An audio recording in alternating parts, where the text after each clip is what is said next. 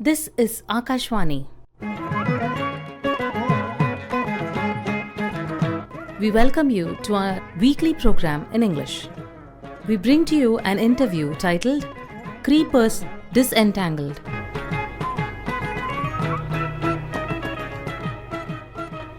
India, being one of the biggest democracies in the world, also has one of the oldest legal systems in the world, having its laws and jurisprudence changing time to time based on the needs of the people. Throughout centuries, the legal system has transformed to reflect the evolving society and also the cultural dynamics. The rule of law is the supreme power in the nation. In our tonight's program, let us delve deep into the laws that offer protection and prioritize women and children. We have with us here tonight leading lawyer Shabnam. Welcome, Shabnam. We're very happy to have you in our studios tonight. Thank you so much. The pleasure is mine, and I find this as a very good opportunity to be here and share whatever little I know. Thank you. Thank you. So, first of all, to start with, how well do you think our laws are there to protect women? This is like a knife with two ends. Okay, it has two sharp ends because there are a lot of laws. There are a lot of laws to protect women.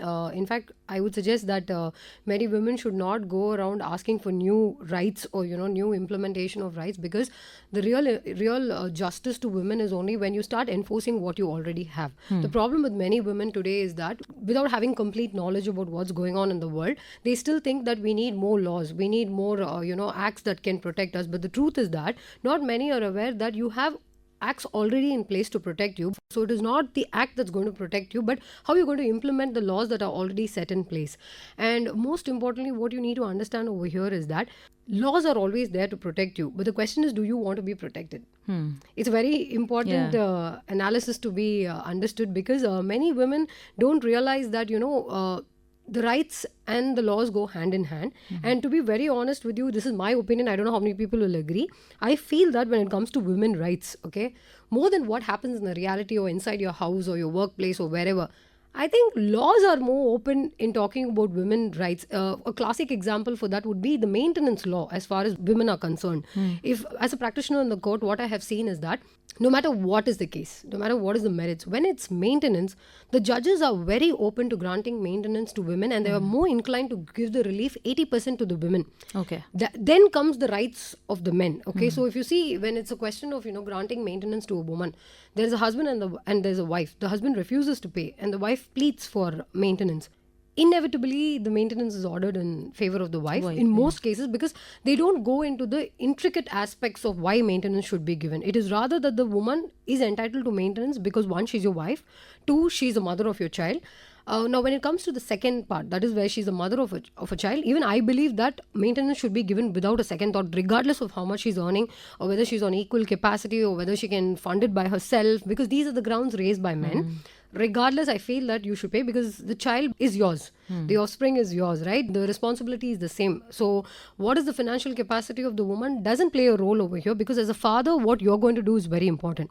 Now, dealing with the former part, the first part, whether wife is entitled to maintenance, I have a difference of opinion when you consider this aspect, because I have dealt with a couple of matters where I feel that 125 CRPC is a common criminal provision which is provided for maintenance under the older act of the Civil Criminal Procedure Code. Now, what happens here is that they say that wife is entitled to maintenance, and the sections talk about the provisions talk about what are the grounds under which maintenance should be granted.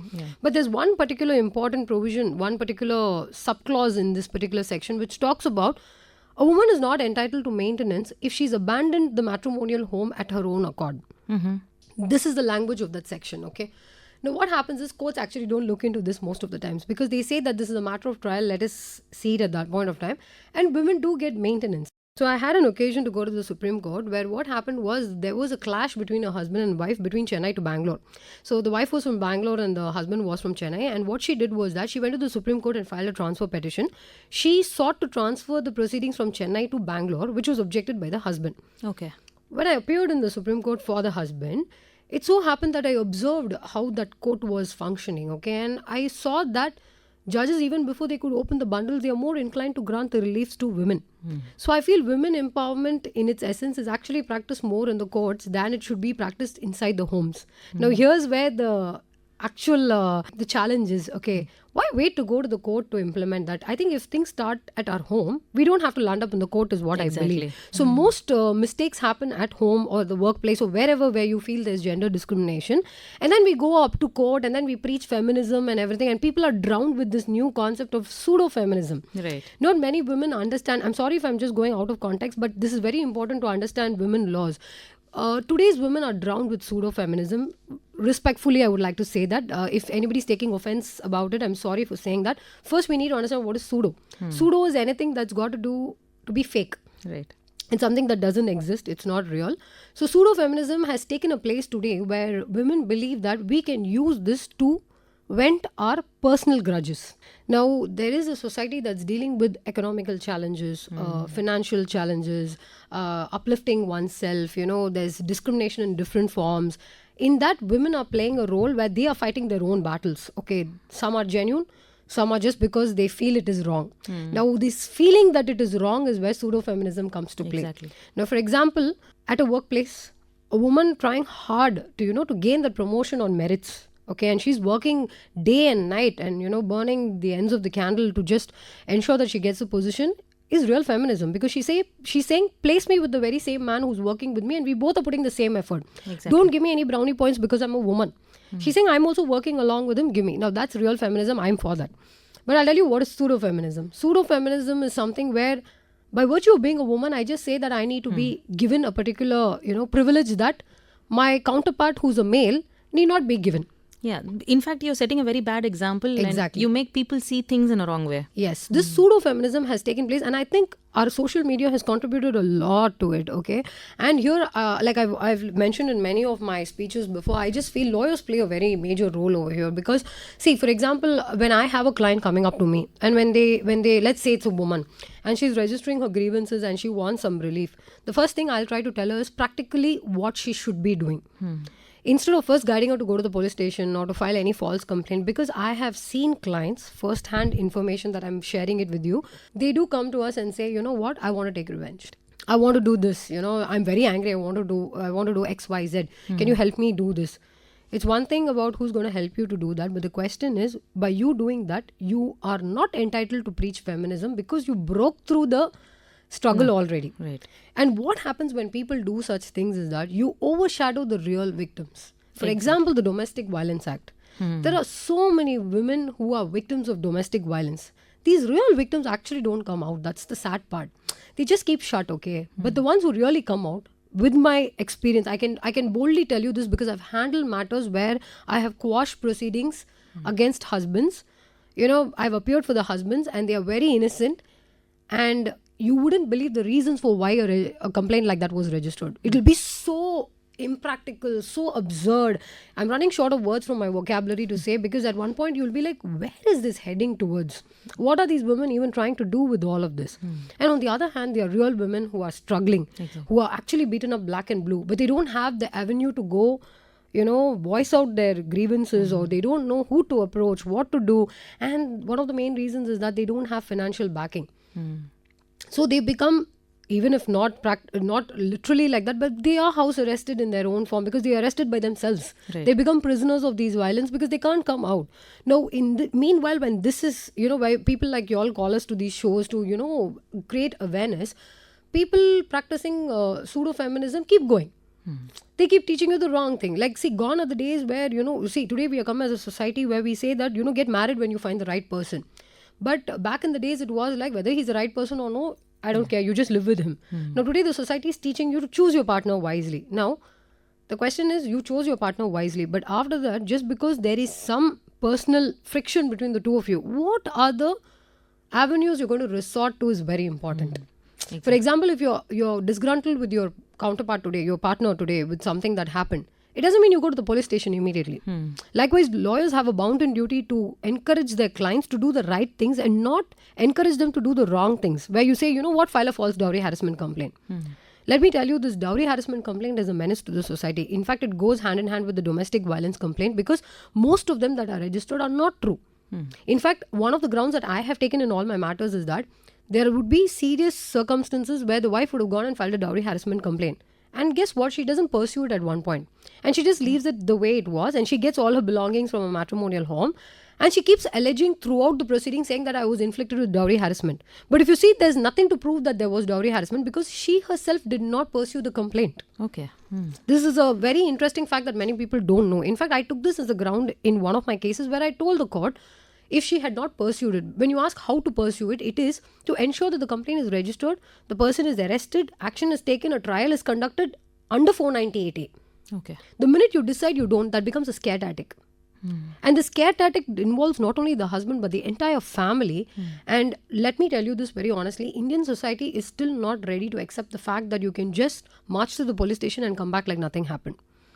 True. There is a stigma attached to it. You cannot go back to bed like nothing ever happened. It's one thing to fight within the four walls with your partner, but it's another thing to carry your fight to the public police station and then you come back home and then say, no, you know what, I just did it because I want to live with you. And in my case, which I was referring to, the wife actually kept saying that it is only because I want to reunite with him and this is the only option left. No. In all practicality, people who are listening, the audience and everybody, you people decide for yourself, is this a practical way? When you mudsling on your partner, bring his entire family down to the police station, accuse him of offenses that he did not do, and then say, I had to do it only to live with you, that speaks volumes of how much you respect the relationship, and that is pseudo-feminism according to me, because 498A was there and it was enacted for the real victim. Right. Not someone who's pretending to be a victim. There's a difference between two, because today's world, the women are like, they have a lot of expectations from life. Gone are the days where they just used to lead a mechanical life, where they used to go to work, they used to catch a bus, they used to go to office, they'll come back, they'll buy vegetables, they'll come home, the they'll wants cook. were limited also. The wants were so limited. But today it's not like that. I want to wear matching clothes. I want to watch a movie, which is not wrong. It's totally encourageable. I mean, everyone deserves to live a quality life. But the question is, in that ordeal, you don't lose track of what is right and what is wrong, because what is right and what is wrong always remains the same. Yes, what is wrong can be changed with changes, but that should not affect another person's life. And you cannot take laws to be your shield in such a way that wrecks somebody else's life, because law is there to protect you. Law is there to give you the justice that you need. Because when you talk about feminism, for example, if you're talking about a 498A complaint, okay, it was fine that the woman went to the police station, she filed a complaint, she got what she wanted that day. But is it feminism that you brought a man to be an accused to the police station when he didn't do anything? That's where feminism fails, is what I feel. And why I'm bringing up this is that because a lot of places where you get to be called to speak about women empowerment, nobody actually emphasizes on the importance of what exactly is feminism and what exactly is women empowerment. According to me, any woman educated today is empowered. She's highly empowered because education is the biggest weapon that a woman can have. Okay, Shabnam, do you see an increased awareness amongst women, even to approach judiciary? Actually, this is a very good question, because back in the days, the resources that we had were very less. The avenues in which we could be educated was also very less. We used to rely on some experience of some people around us to know what's happening in the society. But cut to today, if you actually see, the truth is that if you open YouTube today, you will have 10 interviews of different people from different stratas of the society telling you of what is right and what is wrong. You can see headlines and news where no more it is a task of you taking out a newspaper in the morning and reading, but you have even apps called Shots where you have news in short for the lazy people to read. Okay, so that way people are so well informed and enlightened about everything that's happening. And to add on, yes, the social media plays the good and the bad role here. Okay, it's a boon and a bane, where it teaches you what you can do, but it also teaches you what you shouldn't do, but you can do. Right. So we need to be wise enough to know what is right for us. But as far as awareness is concerned, we have so many broadcasting channels teaching us so many things. In fact, if I could say in the perspective of law, if you see back then, lawyers, it was very difficult. We had to read physical books to read, judgments and, landmark reported judgments and all of that. Then slowly we came to this portals where we had, subscriptions like Manupatra and Supreme Court cases and all of that, SEC which you call it. We used to be logged into that to get all the research work. Now there's live law and bar and bench where they report judgments in no time. For example, if Madras High Court passes an order at 12 o'clock, at 12:05 it's already out. Okay. So you know what happened, like what you call it is the ratio decidendi, what is the finding of the court. That is already there. So there is so much information, and this is not just restricted to lawyers. I think even the public can also sign up to these things and read. And even if not for this, it's reported in every other portal. And I feel today that internet has been used by everybody. It is used by any age category. It's no more restricted to the youngsters like we used to say before. True. I think everything is just at the tips of our fingers, everything is there. So you don't have to go hunting or trying to know something unless you want to do deep research about what you're reading. But I think the superficial information is already at hand. And the awareness also, there are a lot of SOPs that people come across, which is the standard operating procedures, where people tell you how you have to go about it. It's one thing to know what is the right way of going about it, because you can't consume all the information on internet and take it to be the first hand information. You need to know what is right and what is wrong, for which we have experts from the relative fields, who will guide you whether it's right or wrong.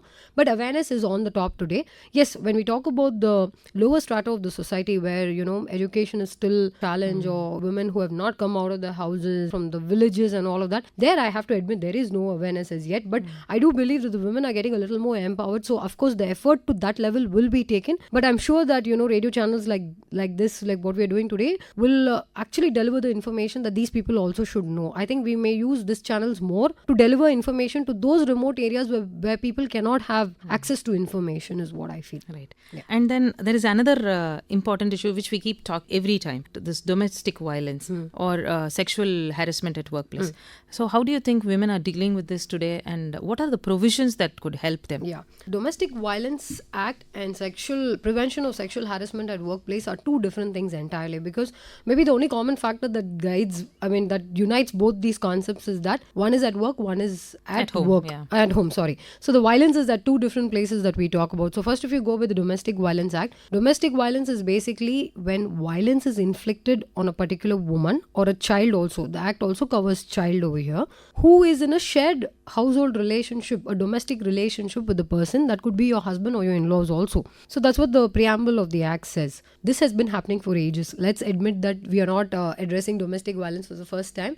Maybe the gravity has changed and the levels have changed, but domestic violence has been in its place from the longest that we all know. But today it's been spoken more openly because the awareness has become more, like we just discussed. Now people know that this is domestic violence and I don't have to put up with it. So basically domestic violence is where a woman can report a particular incident that's happening in a house where she feels she's subjected to domestic violence. Now what is domestic violence is defined in the act, okay?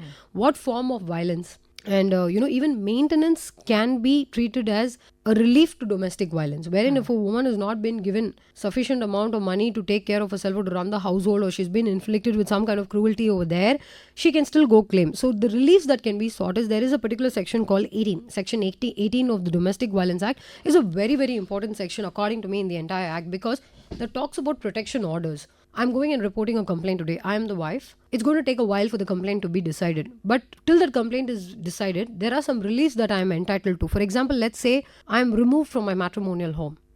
Or I'm not been given maintenance to sustain for the rest of the months. My child has not been given maintenance for the rest of the month. My clothes and my belongings are stuck in the house. There's a property dispute wherein I'm also entitled to the property. Like that, there are many other things that can be covered under this. So what the women can do at this point is, under 18 they can seek for an interim relief, which you call in the jargon of law, you say interim relief, which means till this is disposed, what period, can I... Yeah. So as an alternative relief for the time being, that is a better word to use. So under 18, the court can grant you these reliefs where you get a protection order from the court. Even abstinence is also an order that can be given by the court, wherein your husband is refrained from coming close to you. The agenda of why this complaint was filed itself was violence. So let's say it's a continuing issue where he's coming and troubling you every day. So these are the orders that can be passed under 18. And this has to be implemented by the court, and the person who's accused of such acts will have to come and report to the court and appear before the court and say why he did not do this, or why he did this, or what he's going to do further. That's a different chapter altogether. But these are the first preliminary rights that the act gives women, where under 18 you can go claim all these things. Of course, when you report this to the magistrate, the evidence part is very important. But like I already started off saying, maintenance is something that's given to women a little liberally, is a better word to use. That is actually been taken care by the court. So no woman is left in the lurch. She's not destitute in such situations. But with respect to the other orders also, courts very strictly look into this. And domestic violence is not to be treated as a joke. Once it goes to the magistrate, it has to be taken very strictly, because the magistrates are bound to pass orders in a speedy manner. And if anything goes wrong when it's appealed before the High Court, the order should be self-speaking, where the High Court is able to look into the merits of the case and why this order was passed or why it was not passed, for example. Now coming back to the sexual harassment at work, this is a very, very important act. I have spoken so many times about this act because this is something that today every woman is dealing with in different forms. Firstly, sexual harassment, this word sounds very serious. Not necessary that for sexual harassment, something sexual should have happened. True. Yeah, so people think only if I touched you, molested you, or I did something wrong, I crossed my boundaries that way, that's sexual harassment. But no, the act says otherwise. The act says that if any advances were given, actually it has a very wider connotation. Let's say, for example, you are working really hard. Some advance was made to you by some male colleague or your boss or anybody, and you did not reciprocate to it. In turn, to punish you, they gave you a hostile environment.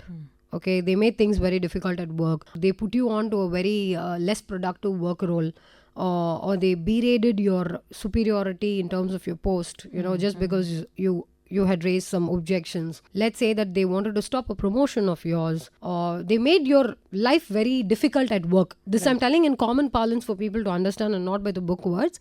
They made you uncomfortable at your workplace. Okay, this all amounts to sexual harassment. So it's just not the lewd intentions, but even sidelining you as a woman. A cold treatment in whatever form, which could amount to mental cruelty, basically. Okay, that is also sexual harassment. So we are first addressing the indirect aspects of sexual harassment. Then the second part would be sexual harassment, where not only it is done by your male colleagues in terms of giving advances to you, but it is also in terms of where they are creating an atmosphere that makes it so difficult or impossible for you to perform. Exactly. And this could also lead to another subtopic, which is very important: cracking vulgar jokes.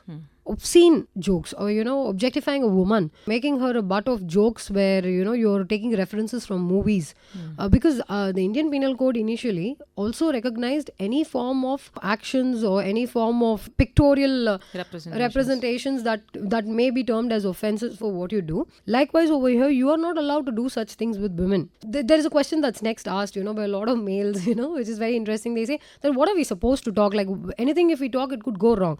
Yeah, that's where it's subject to interpretation, right? How you conduct yourself and how it is received by the other. It's a very dicey situation to ascertain this. But superficially, you have to understand that boundaries are such. You need to coexist with people in a very civil manner. That is the males and the females. And you do not overstep your boundaries by talking anything that could go wrong, which is not socially acceptable and which is subject to a lot of interpretations. This is one.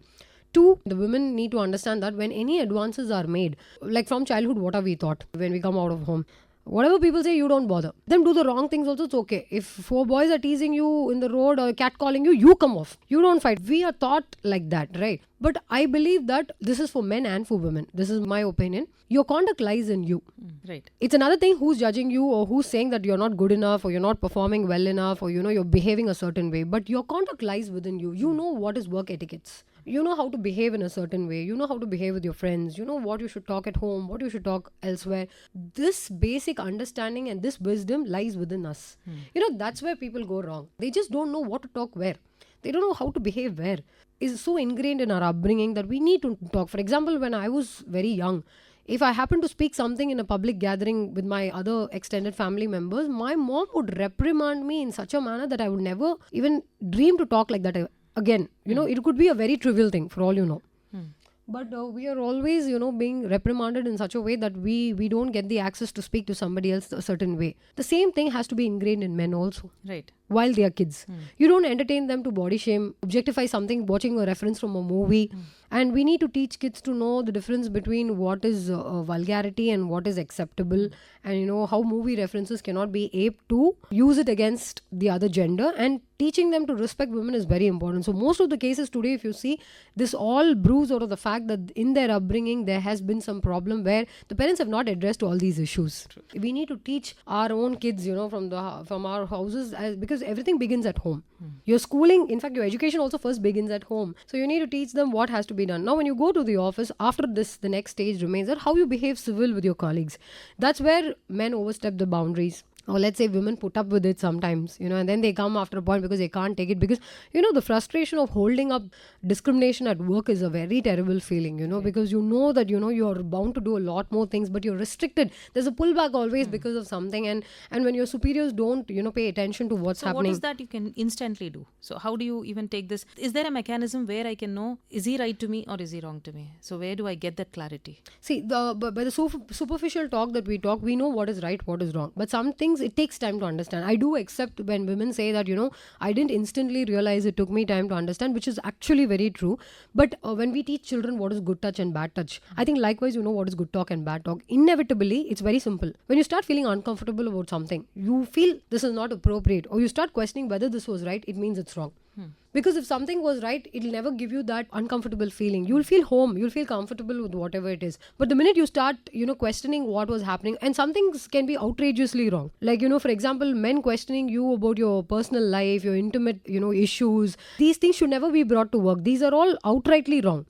Now, I'm talking about things that could be indirect, which it'll take time for you to understand. Say someone molested you physically. Now, this is the most serious form of sexual harassment. So long what we spoke is the indirect forms. This is the direct form, where you're being touched in a wrong way, or something happens, or some attempts have been made, your body has been violated in any manner.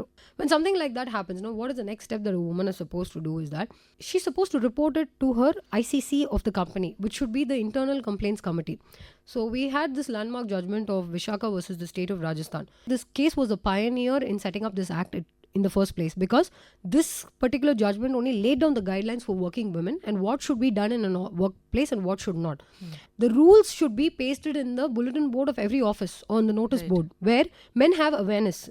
A lot of awareness has to be created. In fact, we are called by many companies to have meetings where you create awareness amongst the employees for them to understand what is right and what is wrong. This awareness, the vicarious liability of this lies in the boss's hand, because it is their duty to ensure that this is done. If they don't do this, it's going to be very drastic, because moving forward, you are not teaching your colleagues how to behave in a particular environment, especially when there is a sensitive issue involving a woman. Could you tell us more on the procedures and rights of the Internal Complaints Committee? The ICC is a committee formed by this particular company, wherein 3 people can be from within the company. They should be preferably women. It is always inclined towards having the female heads over there. 3 to 2 heads have to be women from the very same company. Then you bring someone who's an NGO activist, and the committee can get a little more bigger. There has to be 2 external members, at least 1 minimum. The act prescribes how it's supposed to be. So these members, they can receive a complaint. The complaint can be anonymous also.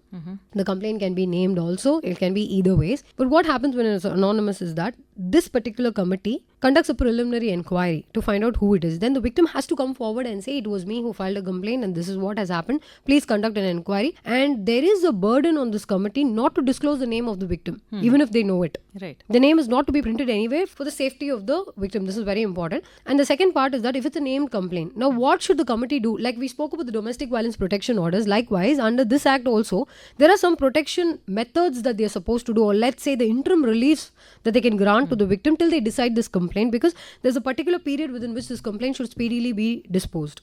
The reliefs that could be given is suspend the actual offender.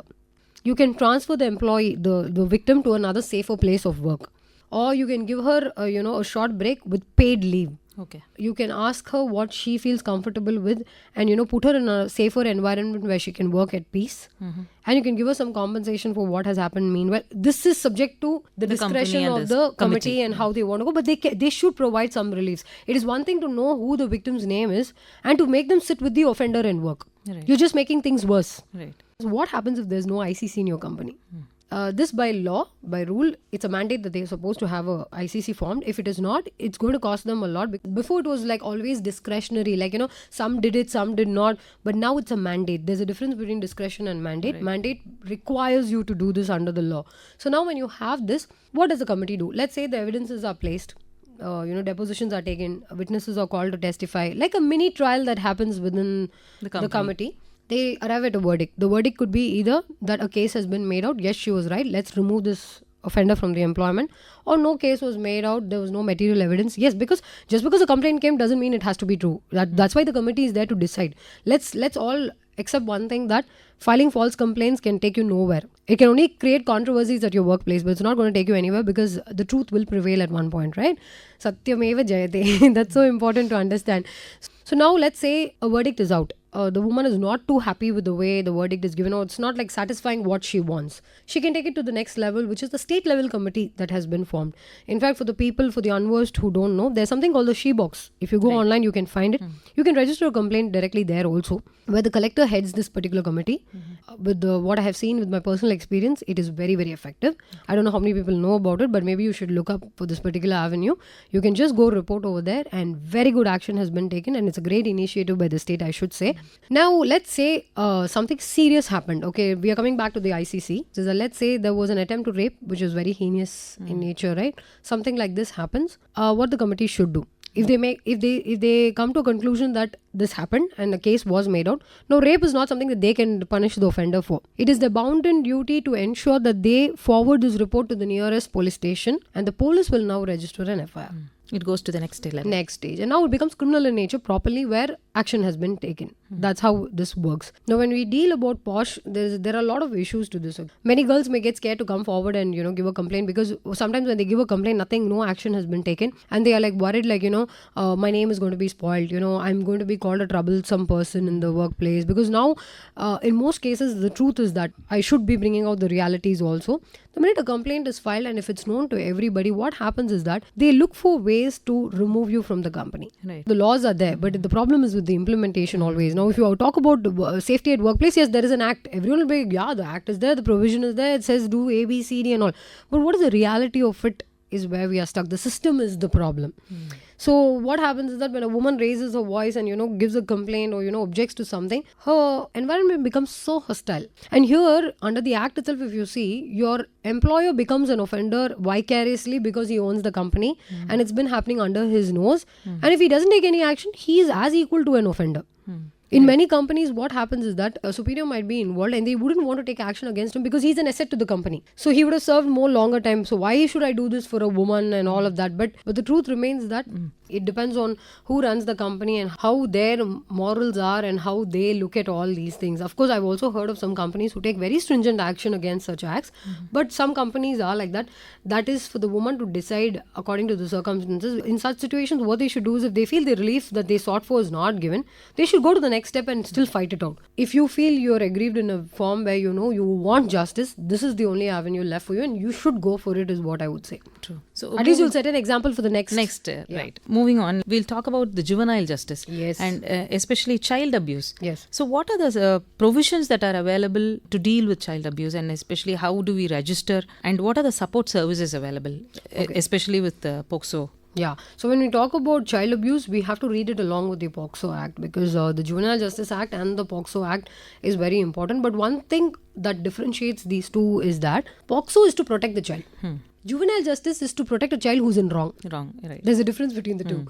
Because under IPC, if there's a criminal offense or anything, the first thing we say is accused. But in Juvenile Justice Act, I love the choice of words that they have used. They say that if any child is in conflict of law, look at the language, it's very interesting. They don't say the child is an accused, because you can't call a child an accused under 18, right? So they say that when the child is in conflict of the law, meaning it has done something that it should not have done, the child has done, then what should be done? So the Juvenile Justice Act basically provides for correction homes. It provides for a safer place for children who have committed these mistakes, and for kids who have been, say, rescued from trafficking, from any kind of child abuse, from drug abuse. When you talk about child abuse, there's so much. There's human trafficking, there's drug abuse, there's there's abandonment, there's neglect, there's a lot. And the best part about this is that this act also reads along with a very important, an institution rather would be a better word, which is CARA. CARA is basically Central Adoption Resource Authority. Because if you see, there's one chapter on adoption under the Juvenile Justice Act, which actually governs adoption. Okay. So basically, CARA is this institute. It verifies the particulars of the person who's going to adopt the child and ensures that the child is given in safe hands. So this has to be regulated through CARA, and then under the Juvenile Justice Act, the court takes a decision that you become the adoptive parent. Now this adoption could be even the children who are in those correction homes who are abandoned, or it could be any other child where you're trying to adopt from somewhere else. But they have brought this because juvenile itself covers a lot of child protection laws over here. Okay. So what happens to these kids? It's basically the aftermath after the offense, or let's say after a particular abuse. So the children are supposed to be protected, they are supposed to be taken care of, and children, like I mentioned, in conflict with the laws, they are sent to the correction homes and they are rehabilitated there. what happens is that this particular act allows you to put children in safe homes, like I mentioned. It could be some service providing authority or wherever. We are not too sure if the children are safe there because we've heard a lot of how children are abused in correction homes. Also, a lot of things happen. So it is very important that this act is put to place in the right way where children are really protected. So that's why what happens is that this KARA, when they come into play, they ensure that children who are abandoned and neglected, they are not kept for long, and they're given to parents who can really take care of them, adoptive parents, of course, looking into the regulations and what is right, checking their financial background, doing a moral checkup of these people. They check their long-term plan as well. Everything they check. Like they do a proper check because it's a central institution, and they run it through the state. As in, the central institution gives directions to the state authority of KARA. And the state KARA will report to the central KARA. In fact, even if you try for an adoption also, it's not something like you just go sign the papers and you come. No, this has to go through court under the Juvenile Justice Act, where the court appoints you as the adoptive parent. So this is very important. So the juvenile justice also works this way. Now when we talk about POCSO, POCSO is like a different, it's a different area in itself, because I have a change in my mind regarding POCSO after I have dealt with some cases that I have worked on. Initially, for the layman, for the unversed, POCSO is a very dangerous act. It's any sexual abuse towards a child. In fact, I look at it this way. The act is into 3 ways, okay? Penetrative assault, aggravated penetrative assault, and abetment. These are the 3 main ingredients of this act. Of course, there are many more sections and talks about the punishment, but these are the 3. So POCSO is so dangerous that I think everybody should be very, very aware of it. I'm talking about the offenders. Offenders should know that this is not like any other law. In fact, from what I have seen, it's easier for you to even like get a bail in a murder case, but not so easy to get it in a POCSO case. When a law is enacted, what happens? It's enacted for a particular community. Okay, let us say for a weaker community, to protect this community. As time goes, what happens is that this gets abused. Now, when this gets abused, again, the victims get overshadowed. It's a very sad plight of a society. Any act, okay, this happens. You take the Domestic Violence Act, you take the Sexual Harassment Act, or you take this, or you take anything else for that case. It is always like this. It starts out with a very good intention, protecting a particular clan, and then it totally gets derailed. Because I recently happened to appear in a matter where I was appearing for the accused. Okay, when the matter was first given to me, I was given full freedom to decide whether I want to do the matter or not, because for me it was beyond my moral compass to take up that matter. As much as I love criminal law, because when it's violence against children, we need to be very careful, because you're setting an example to the society. So I had a duty and onus on me to be very careful about what I'm dealing with. So when this matter came up to me, I started reading the papers. When I read the evidence and everything, something didn't sit right. And then I appeared for the matter. I so happened to be appointed by the court as a legal aid counsel for one of the other accused, and I successfully got the acquittal also. Now, anyone from the outside who heard about it would judge me to say, oh my God, you did this. But actually, it's very important to read, because you know what happened? When I was researching on this particular topic, when I was dealing with this case, there was nothing favoring my client. Everything was against him, because POCSO says A, B, C, D, that's all done. Yeah. But I just happened to tweak my, prompts a little in Google. I started putting false complaints under POCSO. And shockingly, there were so many complaints that were reported where it has become so bad that complaints are being filed against their own fathers for property disputes, which is not true, against father-in-laws for property disputes. In fact, Madras High Court has given acquittals in many matters where POCSO has been used to wreak personal vengeance, to fulfill your personal vendetta. It's a very sad plight. Now again, when these things happen, what happens? The real victims just get, overshadowed. But it is, as a society, it's our duty to look into what is right and wrong. You have to see the pros and the cons. True. So at the end of this case, when I was dealing with it, I just realized that I think more than awareness to the families and to the kids, the offenders need to be given more awareness, saying that you're not going to get away with this. It's a very strict law. And let me tell you, it's mainly to tell you, you have to see a child as a child. It is sad that our societies come down where you have to tell someone to look at a child as a child. Exactly. I think men need to be given awareness, saying that you thought something wrong in your mind. Okay, you think you can do it, but never think that you can live your life normally thereafter. Because it is very sad, someone asked me, do you think that, women empowerment, women are still, have to be given more liberties and more privileges to come forward? I happen to tell them that the fact that you asked me this question even today means they are somewhere behind. It is still unequal. If it was equal, you wouldn't ask me this question at all. Why would you ask me in the first place? That will not be a topic of discussion, right? True. Likewise, when we talk about kids, it is so sad to say that, a man should look at a kid as a kid.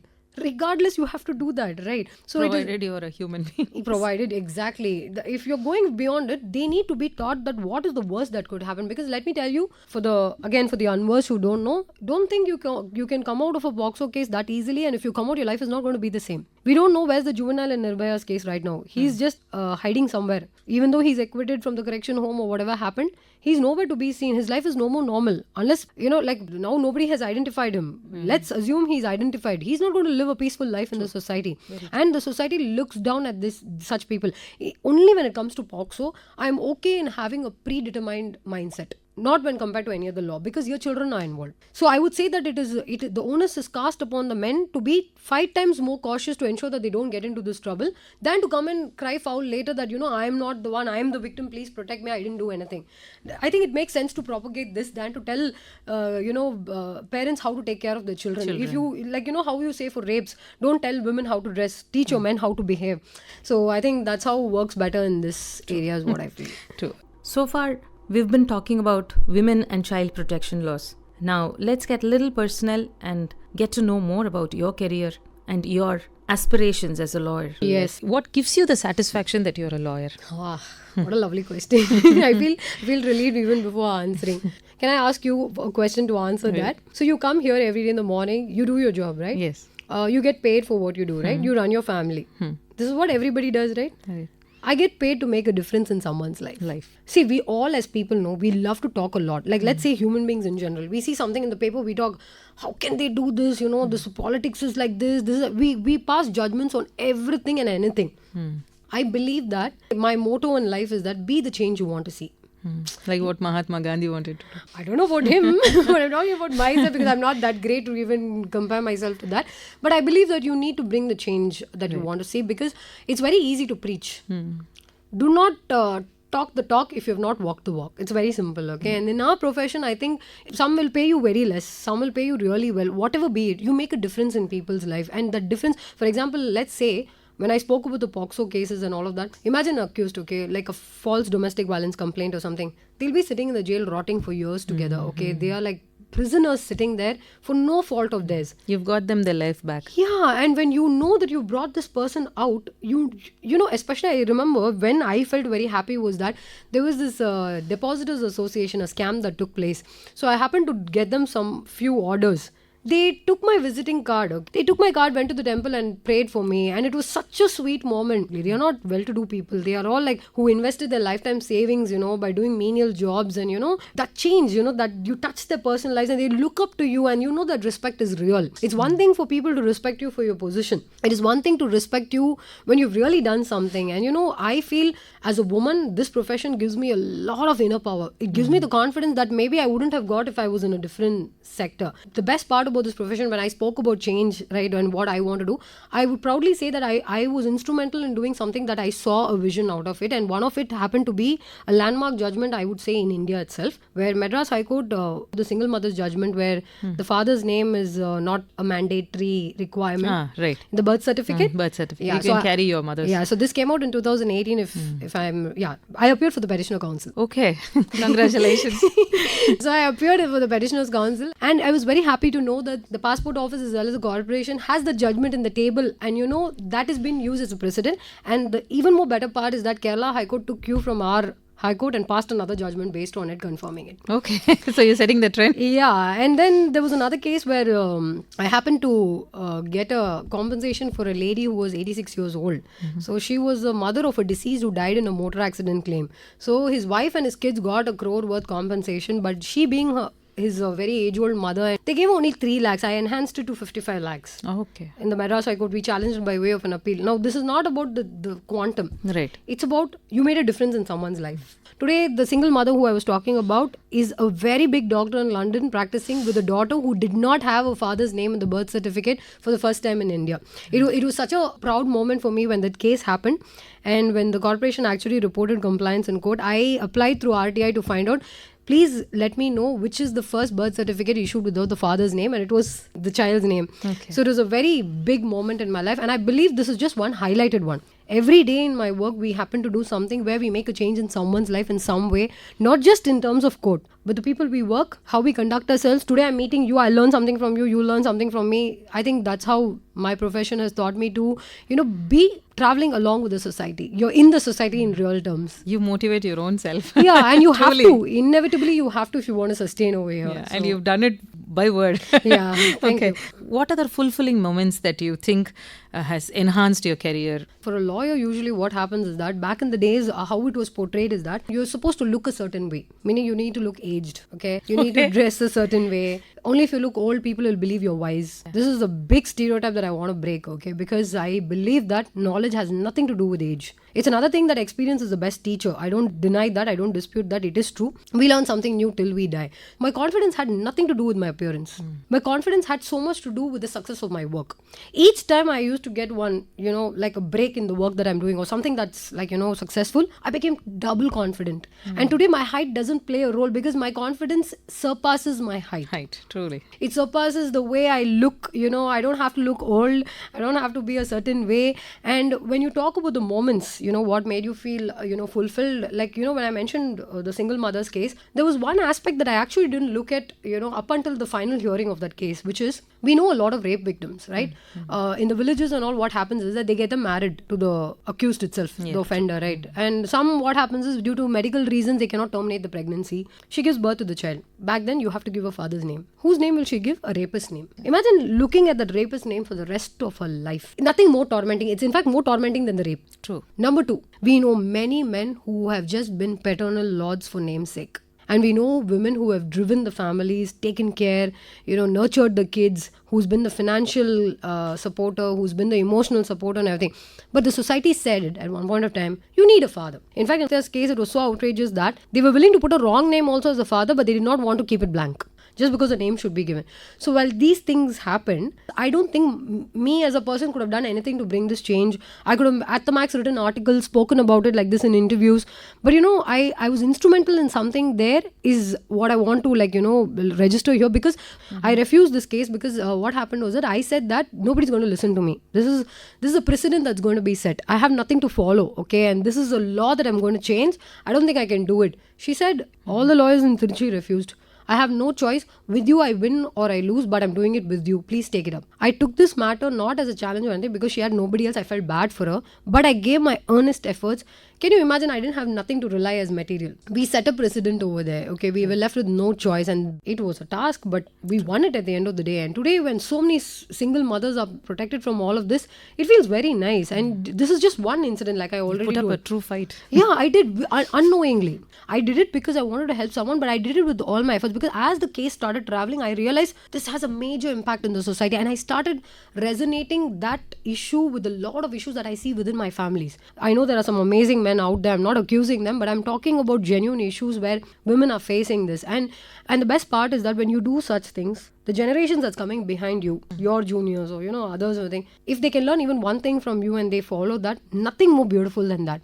Okay, next, Shabnam, what are the certain landmark judgments you think have transformed the perspective of anything that you've seen? Actually, one good thing is that, now when we spoke about social media and the awareness and like how I said, how judgments are reported and all of that, we see a lot of judgments where it is very female oriented, wherein the rights of the women are upheld each time with some finding or the other, which has a very, very strong impact on the society. Let's just stick to the recent ones. One of the interesting judgments that was recently passed by the Supreme Court in the year 2022 was regarding the two-finger test on a victim of rape. So where they said that, this is a very bad procedure and the person doing it shall be held guilty of misconduct, which is a very, welcoming thing, because that was putting the victim through more torture, making things worse. And, this was actually preventing a lot of victims from approaching the institutions of law where it could have otherwise been avoided. So this was removed by the Supreme Court, which is a very welcome note. And then we have Supreme Court in the year 2022, where they passed a very interesting judgment. When we spoke about the Domestic Violence Act, we discussed about the shared household, right? Well, when we say shared household, it means living in the same place. Okay. So what happens is that, when domestic violence cases are As filed... in the partners? Partners, yes. Okay. So the domestic violence complaint is filed. The first thing they say is that I was removed from my matrimonial home. Please put me back in the same place. That's the relief claim. But in this particular judgment, what happened was that the judge said that even after the death of the husband, the wife, the widow, has all rights to continue the shared household. Because in such cases, maybe the in-laws would have tried to remove her from the household. So the minute your husband dies, your right does not die.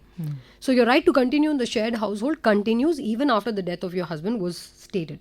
Okay. So there was another judgment that was passed by the Madhya Pradesh High Court, which became a banter for everybody, and it is, I feel it had a very shocking impact on people, where many women lawyers protested to this and they filed a complaint, wherein what they did was that in this case there was a victim of sexual assault.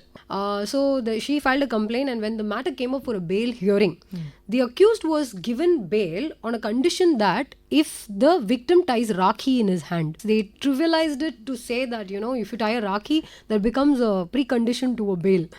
So this was not taken very well with people. Was that a judgment? It was a judgment, and then it went to Supreme Court and it got overturned. Supreme Court came down heavily on this. You can't make a brethren relationship over there to undermine the seriousness. There's another interesting judgment that was passed in 2009 by the Supreme Court. This is a very important one. When we talk about abortions, it is governed under the Medical Termination of Pregnancy Act, right? So what was the prevailing rule back then is that you have to get a pre-abortion approval by a medical board, okay, after which you go and you perform the abortion. This was treated as wrong, and it was struck down immediately by the Supreme Court, saying that it is against your fundamental rights, and this is not how you treat people. And in fact, this process will only question the autonomy of a woman's body.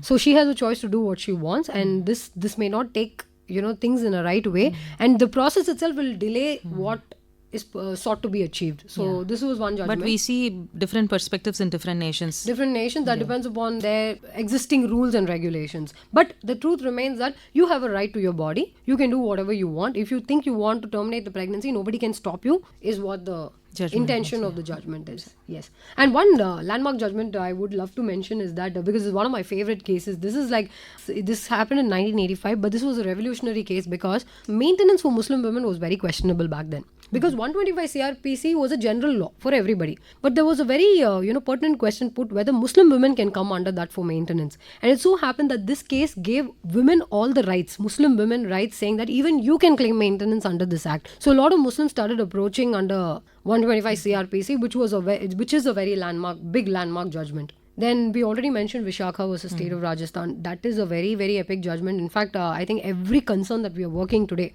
including the Madras High Court, which could have an ICC or whatever, is governed by the framework of this particular judgment. Yes. And one more nice, interesting judgment was that in 1981, it's very old. So in this case, what happened was that, so she was an air hostess. She was discriminatorily terminated from a post only because she was married. Okay. Yeah. They removed her from a job because she was married, and the court held that this was unconstitutional and such a kind of a rule cannot be put. Her marital status has nothing to do with her performance. Yeah. Thank you, Shabnam. Thank you for taking all your time to explain a lot of details, and I could see the spontaneity which just came from you. That shows the command you have over your career, and thank you so much. Wishing you all the very best in your future endeavors. Thank you so much. I always take this as an opportunity. Like I said, wherever we get the chance, if you're able to talk about the things that people don't know, I think nothing better than that. And thanks for having me here. But I hope that whatever I spoke has made some difference in people's mind to understand what is the actual law. Thank you so much for having me here. Thank you. And with that, we come to the end of the interview titled Creepers Disentangled. This program came to you from the studios of Akashvani, Chennai.